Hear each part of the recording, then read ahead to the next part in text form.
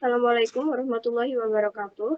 Perkenalkan, kami dari kelompok 2 izin mempresentasikan hasil diskusi kami tentang ejaan, pilihan kata, kalimat efektif, dan paragraf.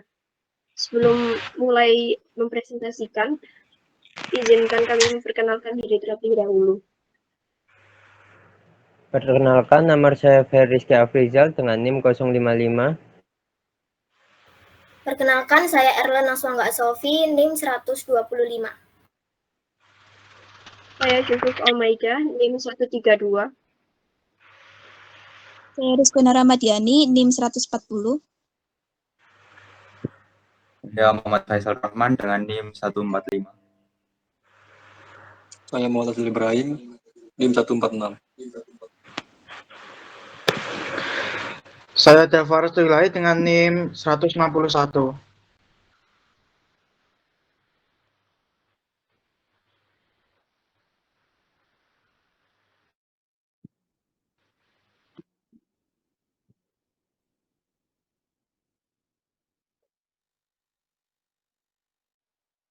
Bentar. Saya Siti Nurul Nadiatul Muhsina dengan NIM 289.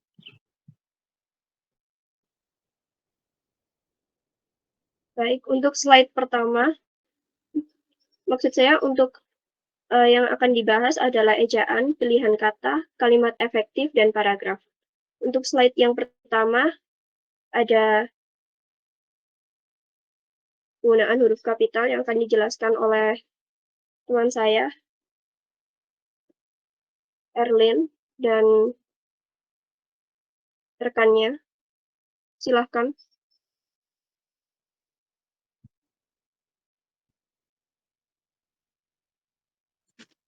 Saya akan menjelaskan mengenai penggunaan huruf kapital. Terdapat 13 aturan dalam menggunakan huruf kapital. Yang pertama adalah huruf kapital sebagai huruf awal kalimat. 2. Huruf pertama nama orang. 3. Sebagai petikan langsung dalam suatu kalimat. 4. Huruf pertama nama agama dan pengganti nama Tuhan. Kelima, huruf pertama gelar diikuti nama orang. Keenam, sebagai huruf pertama jabatan yang diikuti nama orang. Ketujuh, huruf pertama bangsa, negara, atau bahasa. 8. Huruf pertama bulan, hari, dan tahun. 9. Huruf pertama nama geografi. 10. Huruf pertama nama lembaga atau organisasi. 11. Huruf pertama judul buku atau artikel. 12. Huruf pertama singkatan gelar di belakang nama. 13. Huruf pertama yang menunjukkan kekerabatan.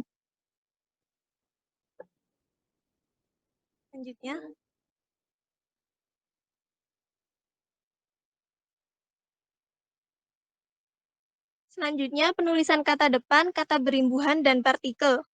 Kata depan di, ke, dan dari ditulis terpisah dari kata yang mengikutinya. Kata di juga bertindak sebagai imbuhan ditulis serangkai dengan kata dasarnya. Selain itu, kata di juga berfungsi sebagai imbuhan yang bisa dirangkaikan dengan tanda hubung jika ditambahkan pada bentuk singkatan atau kata dasar yang bukan bahasa Indonesia. Partikel lah, kah, dan tah ditulis serangkai dengan kata yang mendahuluinya, sedangkan partikel pun ditulis terpisah dari kata yang mendahuluinya. Ada pula partikel per ditulis terpisah dari kata yang mengikutinya.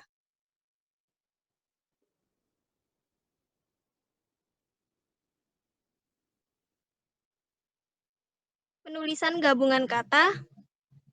Dalam poebi, gabungan kata ditulis serangkai jika mendapat imbuhan dan awalan sekaligus serta gabungan kata yang dianggap sudah padu. Selanjutnya. Kemudian, penulisan bilangan.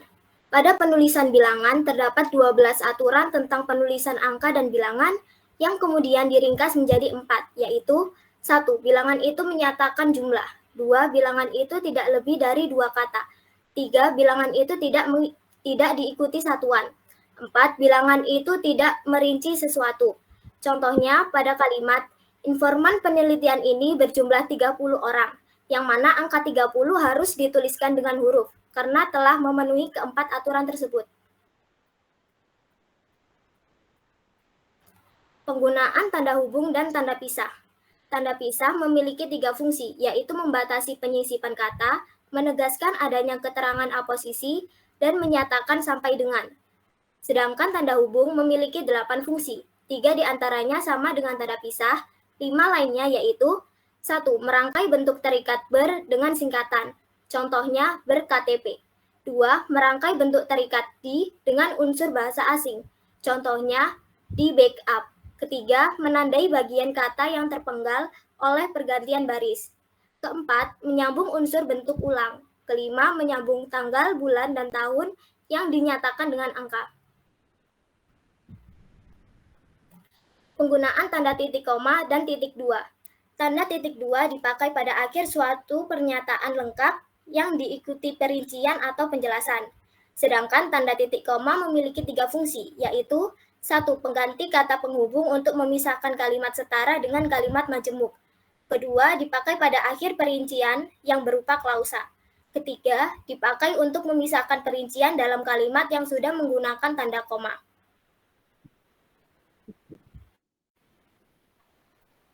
Baik, untuk pilihan kata akan dijelaskan oleh rekan saya, Dava, dan saya. Silakan.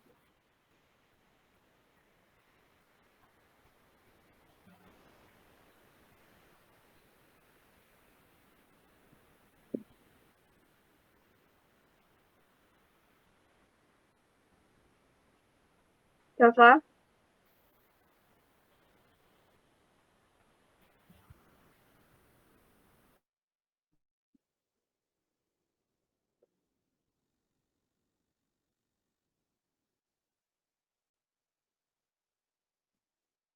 Baik, mungkin untuk yang kali ini akan saya jelaskan terlebih dahulu.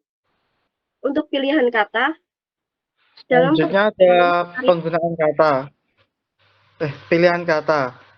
Baik, Penggunaan silakan. kata yang tepat dalam karya ilmiah perlu diperhatikan karena karya ilmiah bersifat objektif. Itu berarti kata yang bersifat emotif atau subjektif perlu dihindari. Dan berikut adalah hal yang perlu diperhatikan pada pemilihan kata dalam karya ilmiah. Yang pertama adalah penggunaan kata baku. Karya tulis ilmiah yang bersifat formal mewajibkan penggunaan kosakata baku. Yang kedua adalah penggunaan kaidah keilmuan. Penggunaan kaidah keilmuan bertujuan supaya penulis memiliki kemampuan dalam melakukan sesuatu pada bidang kajian yang dibahas dalam karya tulis ilmiah. Kaidah-kaidah keilmuan itu mencakup penggunaan metode ilmiah dan pemenuhan prinsip-prinsip keilmiahan seperti objektif, logis, empiris, sistematis, lugas, jelas, dan konsisten. Kemudian ada penerapan kata sesuai makna dan konteks. Hal ini bertujuan untuk menjaga kejelasan serta ketepatan informasi yang disampaikan. Jika kata yang digunakan tepat arti, seksama dan lazim, dan sesuai dengan kaidah ejaannya, maka pilihan kata yang digunakan adalah pilihan kata yang baik. Yang keempat adalah hindari penggunaan kata emotif dan subjektif. Penggunaan kata emotif dan objektif perlu dihindari karena karya tulis ilmiah bersifat objektif dan pasti. Hindari penggunaan kata barangkali karena kata tersebut menunjukkan ketidakpastian. Contoh kata subjektif adalah menyenangkan, membosankan, menarik, dan sebagainya. Contoh kata emotif adalah harus, mutlak, wajib, dan sebagainya. Yang terakhir ada kata yang sering bertukar tempat. Untuk kata yang sering bertukar tempat, contohnya adalah masing-masing dan tiap-tiap. Kata masing-masing tidak diikuti kata benda, sedangkan kata tiap-tiap selalu diikuti benda. Contoh lainnya adalah penggunaan kata dan lain-lain, yang memiliki kedudukan setara dengan seperti, antara lain, dan misalnya. Penggunaan lebih jelasnya ada pada kalimat dalam ruang itu, kita dapat menemukan barang-barang seperti buku, meja, bangku, dan lain-lain. Kemudian untuk kalimat efektif. Oke, kalimat efektif. Kalimat efektif yaitu kalimat yang digunakan untuk mengungkapkan gagasan, maksud, atau informasi secara sederhana kepada pembaca dengan tujuan menciptakan pemahaman yang sama antara penulis dan pembaca. Kalimat efektif memiliki unsur penting atau pokok, termasuk subjek, dan predikat. Taat terhadap aturan ejaan yang berlaku, menggunakan diksi yang tepat, dan menggunakan kesepakatan antara struktur bahasa dan jalan pikiran yang logis dan sistematis. Kalimat efektif juga dapat dimaknai sebagai kalimat yang membawa pengaruh, terutama kemudahan bagi pembaca untuk memahami informasi yang disampaikan.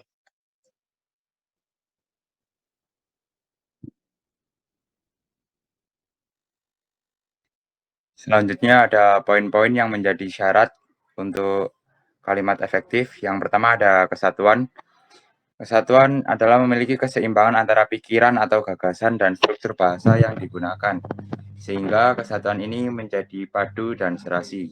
Setiap kalimat efektif harus mengandung satu ide pokok atau kesatuan pikiran. Jadi, kesatuan ialah kemampuan struktur bahasa dalam mendukung gagasan ide yang dikandung dalam kalimat. Lalu yang kedua ada koherensi.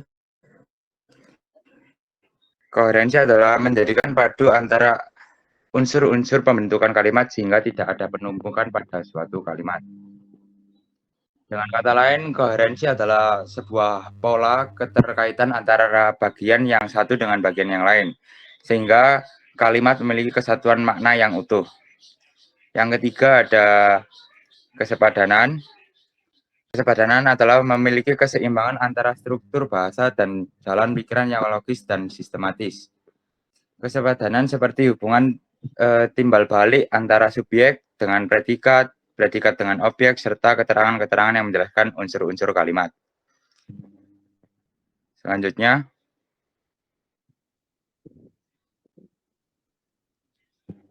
yang keempat ada kesejajaran. Kesejajaran adalah kesamaan bentuk kata yang digunakan dalam suatu kalimat tertentu. Artinya, bentuk pertama adalah nomina, lalu bentuk kedua dan selanjutnya juga menggunakan nomina. Yang keenam ada ketepatan. Ketepatan adalah kesesuaian atau kecocokan dalam pembentukan suatu kalimat sehingga terciptalah pengertian yang pasti. Informasi yang disampaikan kalimat efektif harus jitu atau tepat sasaran sehingga dibutuhkan ketelitian karena kalimat yang tidak tepat akan menimbulkan multitafsir sehingga menyebabkan keambiguan atau makna lebih dari satu. Seperti ibu pergi ke suatu tempat. Kalimat tersebut tidak efektif karena tidak memiliki kejelasan dan menimbulkan keambiguan. Yang terakhir ada ketepatan. Yang terakhir ada hemat kata. Hemat kata adalah menyangkut tentang gramatikal dan makna kata sehingga tidak menggunakan kata yang tidak perlu. Jadi hemat kata adalah penggunaan kata-kata yang ringkas dan tidak bertele-tele, namun tidak mengurangi makna atau mengubah informasi. Selanjutnya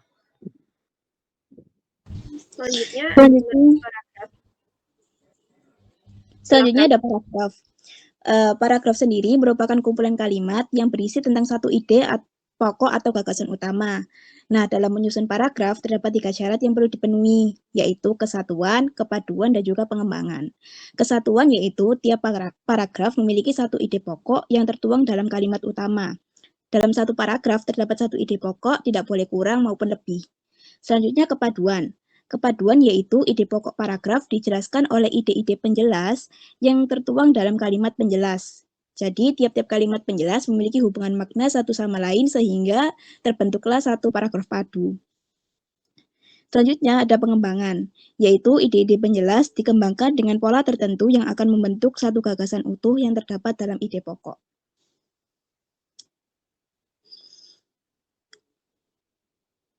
Nah, untuk penjelasan selengkapnya dapat dilihat pada gambar berikut. Terlihat pada gambar bahwa kalimat 2 hingga 5 selalu mengacu pada kalimat pertama selaku ide pokok dan kalimat utama. Untuk panah B, artinya tiap-tiap penjelas dalam paragraf memiliki hubungan makna sehingga paragraf tersebut menjadi padu. Nah, 2 hal tersebut dapat terwujud dengan menggunakan teknik pengembangan paragraf yang tepat yang diperjelas oleh panah C, yaitu tiap-tiap kalimat harus memiliki pengembangan yang tepat. Boleh di next. Nah, adapun 3 hal yang mendukung kepaduan paragraf yaitu pemakaian kata kunci, kata ganti, dan juga kata transisi. Kata kunci yaitu menekankan bagian tertentu dengan melakukan pengulangan pada kata-kata tertentu. Kata ganti memadatkan informasi dengan kata ganti tertentu agar tidak terkesan membosankan. Kata transisi menggunakan kata sambung atau konjungsi agar perpindahan kalimat penjelas mengalir dengan baik. Selanjutnya adalah pengembangan paragraf. Pengembangan paragraf adalah hal yang dibutuhkan agar ide penjelas dalam paragraf dapat tersusun dengan baik. Teknik yang digunakan biasanya adalah ada 2, pengembangan dengan analisis penalaran, yaitu pengembangan yang cenderung menggunakan logika deduktif, dan yang kedua adalah pengembangan dengan ilustrasi. Ini adalah teknik yang menggunakan logika induktif. Selanjutnya adalah salah nalar dalam pengembangan paragraf. Berikut penyebab ketidaktepatan penulis dalam mengatur cara berpikirnya, yaitu deduksi yang salah, generasi terlalu luas, pemilihan terbatas pada 2 alternatif, dan argumentasi dan analogi yang salah. Biasanya salah nalar sendiri dalam paragraf berarti terdapat gagasan, pikiran, atau simpulan yang salah. Ini biasanya terjadi karena penulis kurang tepat dalam mengatur cara berpikirnya. Selanjutnya, berikut adalah contoh kasus salah nalar. Teks ini menjelaskan tentang apa itu BTS dan ARMY. Nah, salah nalar sendiri terdapat pada kesimpulan, yaitu yang mengatakan hal ini menunjukkan bahwa BTS berasal dari gerakan kepramukaan atau boycott. Nah, ini terjadi karena terdapat kata boycott dalam BTS. Ini adalah salah satu contoh salah nalar. Selanjutnya, berikut adalah referensi yang kita ambil dari hasil diskusi kita. Selanjutnya,